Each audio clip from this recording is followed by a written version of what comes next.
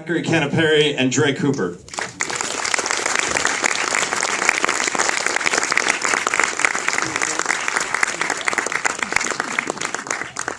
So I think I'll just start by asking you guys how you got involved in this story. Yeah, we were researching stories about teenage athletes, and came across a bunch of really, really interesting stories, and then we found one little tiny article about Clarissa, and just piqued our interest, and we got in touch with her, talked with Jason, and sort of invited ourselves to Flint, and so we hung out with them for about a week, and during that time, a radio piece had come out on NPR from Radio Diaries that Sue had produced, and it was just a really, really great piece, and we all sort of got a band together that week, and Jason and Clarissa were open to the idea of us hanging out with them for a while. So 3 years later, here we are. I'll open it up back here. Hi, so at this point now, 3 years later, has she got any kind of endorsements or any kind of support? So the question is, has she gotten any endorsements or any support 3 years later? There's a movie made about her. Have you heard? No, the answer is no. No, she has not. She doesn't have an agent. She has no spot. She's had a few agents. She's had a few sort of small talking deals, but nothing really. There's a commercial out there, too, with her in it, but there's really nothing. And she doesn't really have honestly, it's kind of, maybe, I don't want to say worse, because it's not worse or better. It's the same, but, just she's older, as it was in the film. Here. How would you describe the relationship between her and Jason currently? How would you describe the relationship between her and Jason currently? I wish she was here right now. Exciting. We actually had a chance. We premiered the film at South by Southwest in Austin last month, and it was a chance for Jason and Clarissa to kind of come together. They stopped working together about, I don't know, maybe 6-8 months ago or so. And it was one of those things where they just sort of, they kind of outgrew each other a little bit. There's obviously, there was a ton of friction, and it's kind of one of those things where Clarissa was just sort of growing and wanting to kind of, get out from under his wing a little bit. And he still today doesn't understand. They broke up. He still doesn't understand the relationship with Ralph. You know what I mean? That said, she still says things like, I want Jason to be my professional coach one day, and they may get back together before the Olympics, and the South by experience actually brought them back together a bit, and they're talking, they are, and she's got love and respect for him forever, that's undeniable. Here.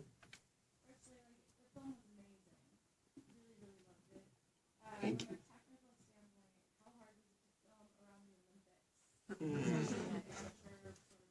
So the question was, from a technical standpoint, how hard was it to film around the Olympics? Yeah. We can't answer that question. No, we talked to a bunch of people, and then we just went for it. And then we hired really good lawyers. Down here.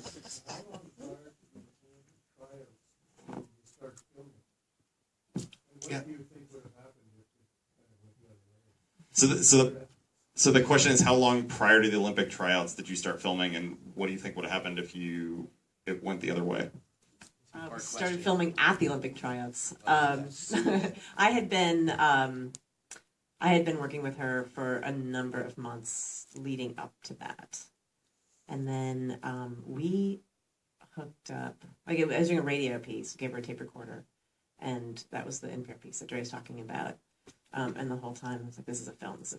So the three of us hooked up in Cornwall, in Canada. Cornwall. At that first Canada scene that you saw. And that was March, I think, prior to the Olympics. Right. We had met Clarissa. We went out early March. Mid-March, it was her 17th birthday, which you see in the film. And then right after that was... So that was the first time we started the filming process, which was... She still hadn't qualified yet, obviously, as the film kind of outlines, right? So we were 7 months before the Olympics, and things were still on the line. We didn't know which direction, things were going to head. And we definitely... There was many conversations. Shit, what if she doesn't make it? Well, we absolutely thought we still had a film, but I'm not going to lie. Once we went to London and she had qualified, then it was like, oh, shit, what if she loses? What if then? this, what was that? So, But, you know, I mean, the China loss especially, I mean, that was when we were all like, oh, Jesus, what's going to happen now? But narratively, we could have gotten luckier. I mean, that continues to be her only loss. She's, as of today, 55-1. She won today. She's fine. She just won today. She won? She just won now? It's over? Yeah, she won today. 56-1. Yeah, she just won. That's why she's not here. Maybe we should call her up. She's in Atlanta at a tournament right now. But she'll be here Monday. You should. Oh. Back here in the center. Yep. Okay. Okay, my question is, will she ever go pro? So the question is, will she ever go pro?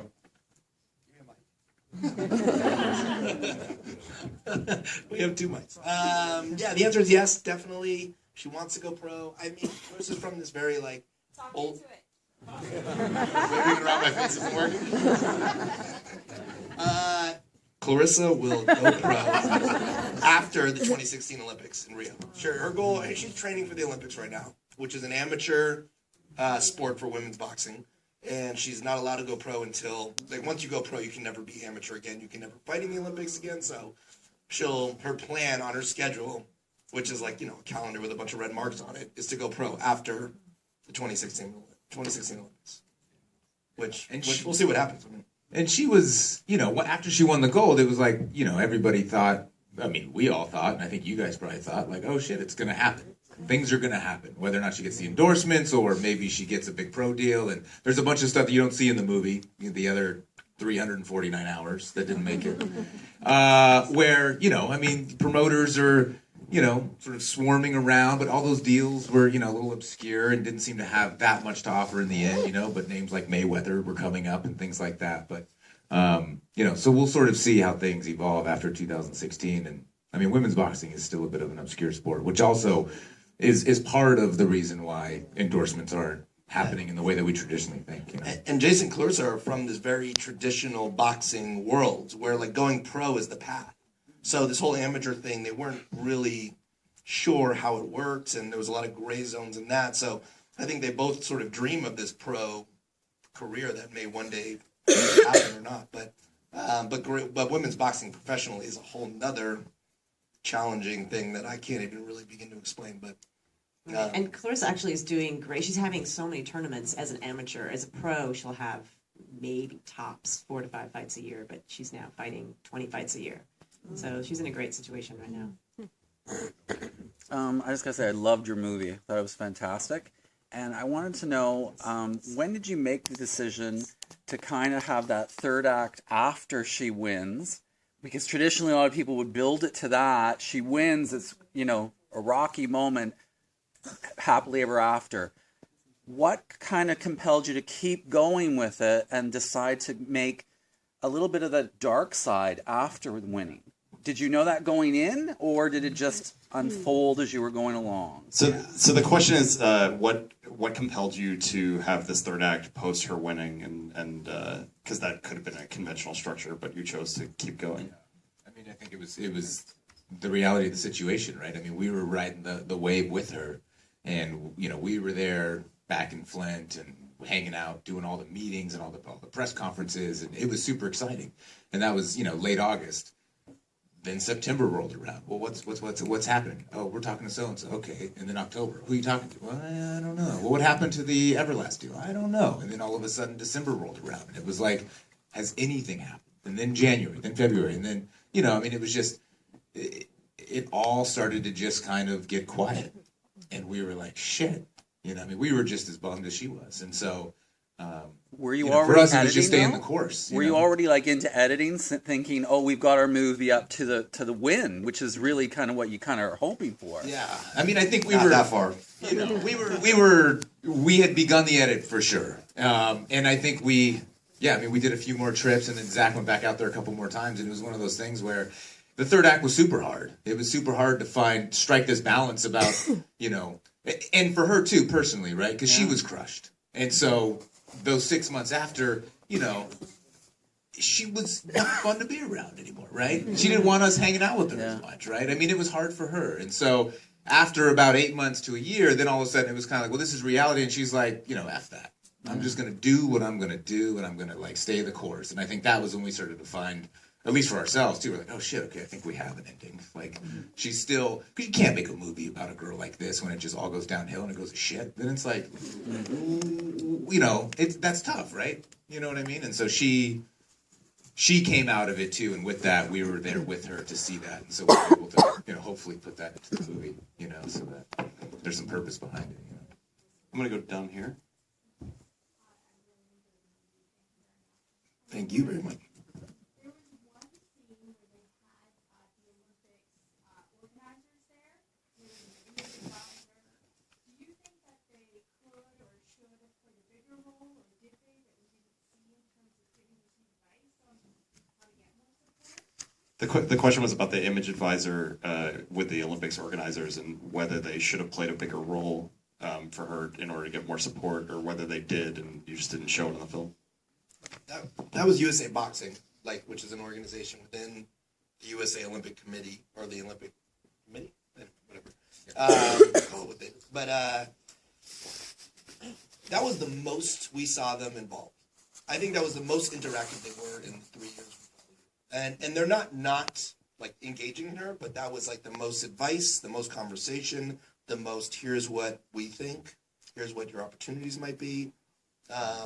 And I don't know if it's their role. I mean, I'm not, like, I don't want to point fingers at them and say that they should be more involved. But that was about the extent of what they were willing to put up in terms of, you know, engaging her in that situation. Because they engaged them.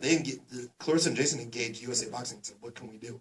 Yeah. And I think also to your question, though, it's like, there were a couple of other ladies that got endorsements who didn't win gold medals. And so to your question, those folks have a team. You know, they have agents, they have PR people, they have folks that are working on their behalf, even before the Olympics, to help solidify some sort of deal so that these, you know, women can actually do this for a living, right? And Clarissa and Jason don't have those relationships and didn't have those connections, and so they were sort of an island unto themselves, and as a result, they just didn't have that kind of support going through. So the only folks they did have in the end was, you know, USA Boxing saying, hey, let me just do a little reality check with you. 40 gold medalists out there, you know, 3 to 4 have the big blow up deals. You're one of the 37. And that's what this feels like, you know? And so it was it was tough to deal with, you know. Thank you. I'm just thinking character development wise, it's kind of funny, like almost 10 years ago we had a fictional development of $1 Million Baby, and kind of, I don't know if you probably got this question before, but is it kind of funny that like this character actually came to fruition kind of like non-fictional way, and usually it's the non-fictional way that comes to a fictional, you know, kind of development, and it's just, watching your movie was excellent, but it was just kind of, it was just funny to see something that was made, you know, thought up of, but actually came to real life, you know, hard life growing up. And Our agents at UTA would love to hear that, because they want to make this movie into that movie, so that you can come back to this theater and see. I mean, we got Denzel casted for Jason. My dad thinks Denzel should play We're still working on Clarissa, so if you have any suggestions, yes, there it is. We'll have auditions down the line. No, I mean, well, I mean, I think that, like, no, I do think that to answer your question, women's boxing or boxing and then sports films have a very similar, like, sort of structure that, you know, we made a film that we're very proud of because it's an intimate story about this young girl who becomes a woman on camera, but, you know, boxing films tend to have a similar, you know, it's a trope. Thank you. Yeah, I didn't want to say that because I don't like to call myself that, but that's what we do. So, and, you know, and I hope we made one that feels unique enough, but, like, yeah, I think that's more to, like, there's $1 Million Baby is one of a few. I can take one more. you all had different ideas. Yeah, and just so we're aware, I'm gonna take this guy right here in the center. Hold on real quick. Hot Docs had a moratorium. No. A moratorium on what? Women's boxing? Oh yeah. Yeah. So we got through these really thick gates They were, yeah. This film somehow made it through, but there's a lot of there's been a handful of films about women. In defense of the actual full comment, I'll say that we were saying that We love hot dogs, by the way. given the right filmmaking and the right filmmakers, we'll take any subject, even if it's been played out 100 There times. you go. So, Yes, thank you, Michael. that being said, I'm going to take this guy, and then we got to get out of here. But So Jason had mentioned that if Clarissa was a dude, she would be sponsored right away. Now this past, I think 2 months ago, Ronda Rousey and another female headlined a pay-per-view event, and it was like unbelievable. They sold it out. So I'm curious if this is more a racial issue than it is a gender issue. Like where Clarissa and Jason come from is sort of why they're not as successful as they possibly could be. Not so much that she's a woman. Good question. Yes, and no, and yes. Yes, the fact that they are in Flint, they are an island. It is this institutionalized racism that they don't have these connections to the world. The world isn't seeking them out. There's so much going on. There's class, there's race, there's gender, absolutely gender. Ronda Rousey and the UFC, Dana White, who runs the UFC, made a 180-degree turn and said, women's fighting is the next big thing. And he has put so much energy behind that. The International Olympic Committee and the International Governing Body of Boxing said, okay, we'll let women's boxing in finally. They had to sue their way in. You're only going to have 3 weight classes. The men can have 10. But we'll maybe we'll add a few more. So the next Olympics in 2016, again, only 3 weight classes. Boxing is not welcoming to women fighting at all in the way that UFC is. And look what's happened in the UFC. I mean, everyone's turning out for these cards for these incredible women, and they're proving. But the boxing is very old school. It's this last bastion of male domination, and Clarissa is the last one. She's pushing her way through because she's undeniable, and we'll see how far she can get. But to what I was saying before, too, Jason and Clarissa come from a very old school boxing world. I mean, it's a sweet science sport, right? So, like, the idea of Clarissa becoming UFC is pretty foreign, like going UFC is pretty foreigner. So, we went to an event, South by Southwest. They had a talk, a panel with Ronda Rousey and the UFC folks, and Clarissa, just went to check it out, and there's Ronda Rousey on stage saying, UFC is this place where women can come and, get all the support and make a living and, become the fighter that they can possibly become, the best fighter they can possibly become. So, and Clarissa sitting in the stands just I don't know. Is that true? I mean, it's not the best for her, but they're just old school. I mean, this is a very different mentality. on that note, we're out of time, but these guys will be around if you have more questions. And I want to thank you guys so much for coming and remind you to vote for the audience award.